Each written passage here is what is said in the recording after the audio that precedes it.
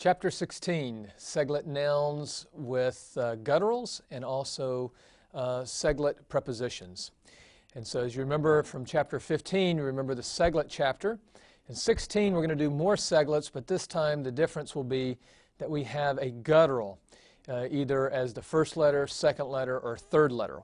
Well, if you look at section 2 of chapter 16, I talk about having a guttural letter in one of those places. And so the first one I give you is a root that looks like this. It's nesach. Oh, that's cursive. Okay, and so the Segolate would be like this. That's what you would expect. But you have a guttural now in the R3 position, and so with the guttural, this Segol here is going to be changed. Remember, if we go back to the chapter that talked about the peculiarities of gutturals, gutturals prefer a patach either under them or before them, and here you will get it before, and instead of getting that Segol there, you're actually going to get a patach because of the influence of the chet. Nesach is what we get here. And again, that's the guttural in the R3 position. If the guttural is in the middle, if it's in the R2 position, then both Segols become patach, as you see here. The guttural changes the Segol under it into a patach, and also what's before it into a patach. And so you say na'ar here. And then finally, if you have a guttural in the first root position, as in the word hevel, in this situation, for the first root letter, it really will not affect the vowel under it. It'll stay a Segol. It will not become a patach in this case. And so you simply say hevel in this particular case. So we want to keep that in mind, how the gutturals influence the Segols and turn them into patachs. If you look at section 3, I give you the protoforms, or these base forms. And again, you can see there's na'ar with the patach, and then you see the nesach with the hirik, and then po'al with the kametz katuf, ultimately. Of course, you get the holum in the regular form. And then when we come down to section 4, again, we're in the singular here, but this is with a guttural. And so now we're going to have to make some adjustments as we put on pronominal suffixes because of the guttural. So if we look at the first one, let's do like a 1CS. 1CS suffix on na'ar. And of course, the base form would be with an A with a patach under here. So this is the base. And so we would start from here. And of course, we would have, the first step would be what pattern? Well, we're going to follow the singular pattern, which that's what I have set up here. The next one is attaching the box. And so 1CS is going to look like this. And then we crunch the rules, and there's really nothing to crunch. But now that we've crunched the rules are done, there's another problem with gutturals that we must remember, and that is that a guttural, sometimes a silent schwa under a guttural will change to a vocal schwa. This is strange, but this is what happens. And so this silent schwa becomes a vocal schwa. We don't go back and recrunch the rules now. We really do this after the rules. And so we do the rules as if it looks like a closed unaccented. So we freeze the form at that point. But then after that we say, okay, but a guttural, oftentimes, instead of taking a silent schwa, we'll demand a vocal schwa. And so that's the adjustment we have to make because we have a guttural. These gutturals are a little bit tricky, and you've got to watch them. If we go to the 2MS form, we have another problem that we must watch out for. And again, this would be our protoform. And then our box attached, your accent would be on the last syllable. Not over the box, though, because, again, schwa cannot do that. Now, again, at this stage, the form is fine. You would split the syllable between the two schwas. This would be closed, unaccented, Hebrew's happy. So that's it for the rules. But now again, we have to account for the guttural. And so what we want to do here is again say, listen, the guttural does not like the silent schwa position. Now there are exceptions in gutturals with the Segolate. Sometimes you can get a silent schwa, but most of the time you do not. And so again, we're going to get a composite schwa. But this time there's another problem, and that is now we have two consecutive schwas. And this is not really considered silent. Of course, as I've told you before, it's medial, but we consider it vocal. We have two vocal schwas, and Hebrew will not tolerate such a situation. And so this is going to be promoted all the way up to a vowel, to a patach. But again, this is a sort of an added vowel. Na'archa is how I would pronounce this. And again, you'll get this vowel here. It's a schwafite. And with the schwafite, you have the guttural first patach, and that's what you get. So that's it for this particular form. And watch out for the same thing as you go down to your 2MP and your 2MP and 3FP. Both of those will also have a similar situation to this. One other form to point out, if you look at nesach, this form here, of course, it's I, so that means you're going to have a huric under the noon for your singulars. If you go down to your 2MP form, of course, you'd put your box on, and you'd put the ending with the accent. This is what you would expect, but again, having a guttural in this position, and again, this is sort of a medial schwa, it's in between, this is going to take a composite schwa under this guttural. The Sadi's fine with the silent schwa. This is a silent schwa. Sadi is absolutely happy with it, but watch out for this composite schwa under the chet. So watch out for that. Then look at the far right column of 16.4. On this one, we have a guttural again in the middle position. But this is an O guttural. So we need a chametz chatuf, and then we need our double schwas. And so, again, we'll put this time a 3MS. So for the 3MS, we want a box like this with the ending. So first thing is the base form for the singular Segolate pattern. Then the box, then you crunch the rules, and this is what you would expect.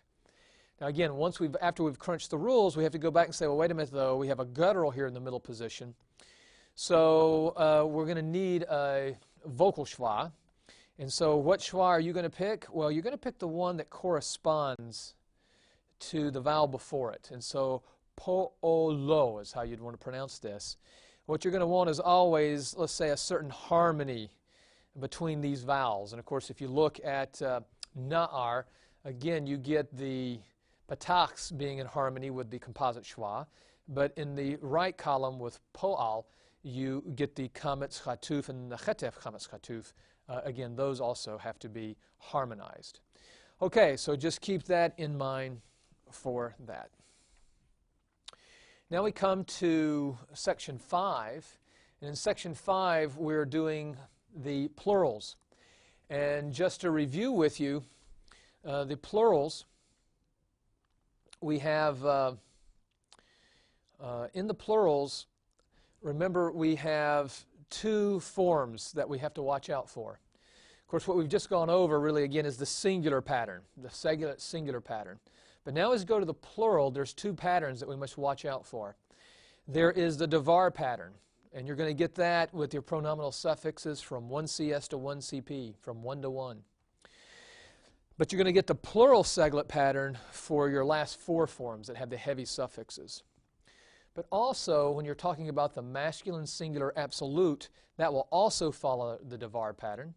And when you talk about the masculine plural construct, that will also follow the Segolate pattern. And so again, let me show you this other chart that we looked at last time also. And again, you can see that the plural absolute goes toward davar over here, where the plural construct goes toward the plural Segolate pattern. And then again, from 1 to 1, we're going to go davar. And the last 4 with the heavy suffixes, we're going to go back to the plural seglet pattern that we've talked about before. So with that in mind, by reviewing that, now we want to look at 16.5. And so the first thing we'll look at is the absolute form. And so again, we have na'ar. We'll start with that one. And of course, I would give you this A, but we want to do, let's say, the masculine plural absolute. And even though I give you that, it's not really going to be a big help because you've got to know that goes with the var pattern. And as such, the var pattern, you'd have, of course, 2 kamets. And you would switch that to these patachs because you're going back to the original proto-form of davar. Then we will add the box and the ending like so. And now we want to run the regular rules. And so in a pretonic open, we'll get lengthening there. And in an original pro-pretonic, we'll get reduction. And we get ne'arim like this. Okay, for the construct form, we're going to run a slightly different pattern. This time the A is going to be a help to you because, again, we're going to go to the plural seglet pattern. So we're going to go like this, but when we add the box, we're going to need to get rid of that. And so here's the box. And again, we've added the box, we've crunched the rules, and after we crunch the rules, we have to remember that ayin has a silent schwa, and most of the time that won't work. They want the composite, and so we will get this composite schwa right there. But again, we won't go back and rework the rules now, and so this will be our answer. Okay, and again, let's go down to a pronominal suffix, and if we do a 1 CP, again from na'ar, I'll tell you what, we'll do nesach.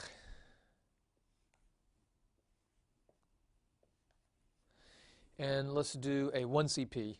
And again, we're dealing with the plural. And so I'd give you an I to tell you to do something like this. And so that's your base form. But we're doing a 1 CP, so that's a davar pattern. So really, this won't help at all, because what we're going to need is davar. So we'll put patach, patach, like this.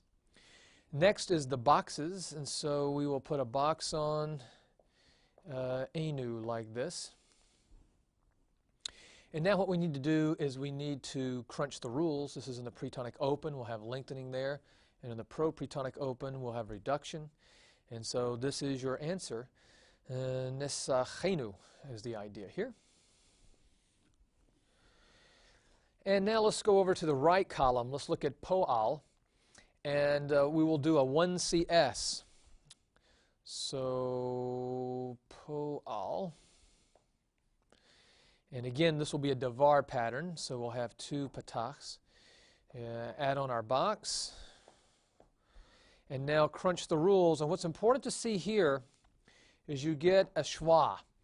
Remember with kodesh, you wouldn't get this schwa here. You would get really a kametz chatuf, something like that. But this is more regular here, so this is nice to see. Po alai is what you get here. Now let's do let's do a 2MP. For the 2MP, again, this time the O is going to be of help. And so there's going to be your base form. That we're choosing the plural seglet pattern.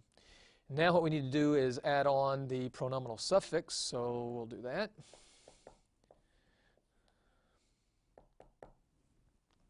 Accent always with the heavy suffixes. So we crunch the rules, and this is what we'd expect it to look like, but now we have to account for the guttural with a silent schwa. Again, we're going to have the echoing of sound, so we need a chetef, chametz chatuf, po'olechem is what we need for this word.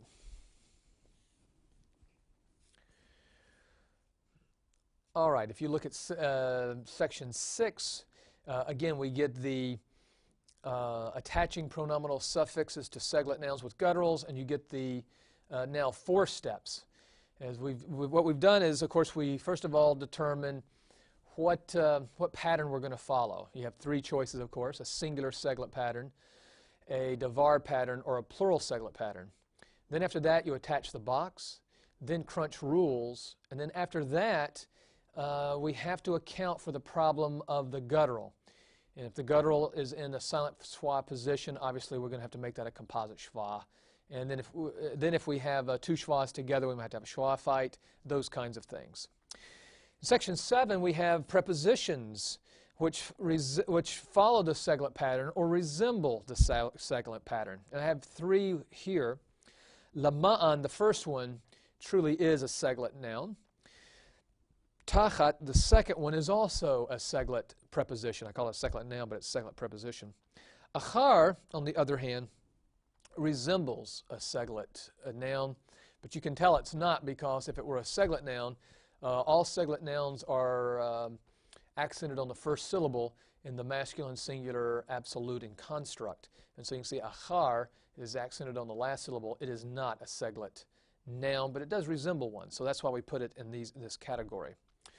Lama'an is going to work just like na'ar, And therefore, as you look down, the same thing that we had with na'ar, we have here. Nothing really new to show you. You can look at, let's say, 2MP. Maybe we'll do a 2MP.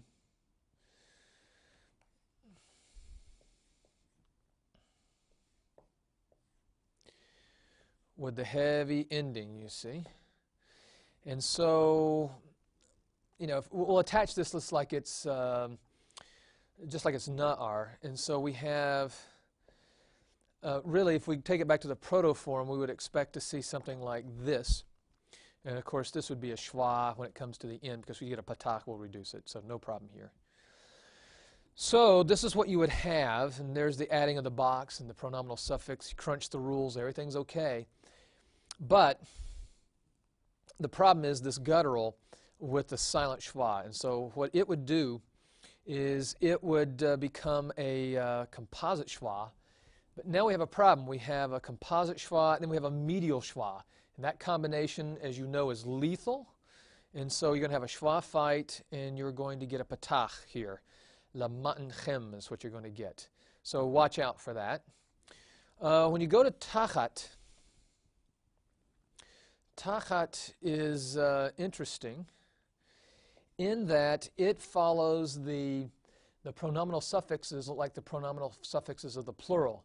If you notice with lama'an, it takes the pronominal suffixes of the singular. But what's unique about this one is the silent schwa. So you say something like tachtai, and even though it's plural, it's really following it's plural in the sense of the suffix that it's taking. You can see it's like a singular, it follows a singular Segolate pattern, holding a silent schwa under a guttural. And notice the lene here, dagish lene, in R3. Fascinating. So the word looks like a singular Segolate pattern in the way this dagesh is here, but yet the endings show it looks like a plural noun. So it's an interesting combination. And again, this is basically, you're always going to have this part here, and you simply attach on the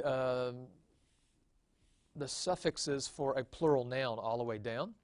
Notice the last 2 forms, you can have one of 2 choices. Tachtam is a shortened form. Tachtehim is also possible.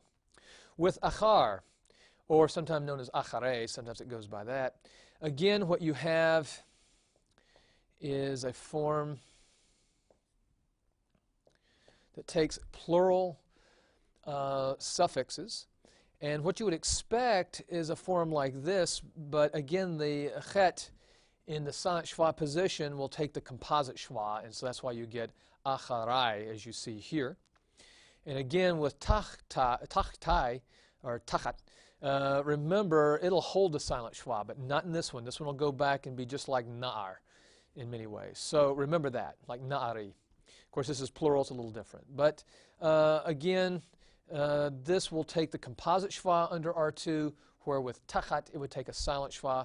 Otherwise, they're very similar.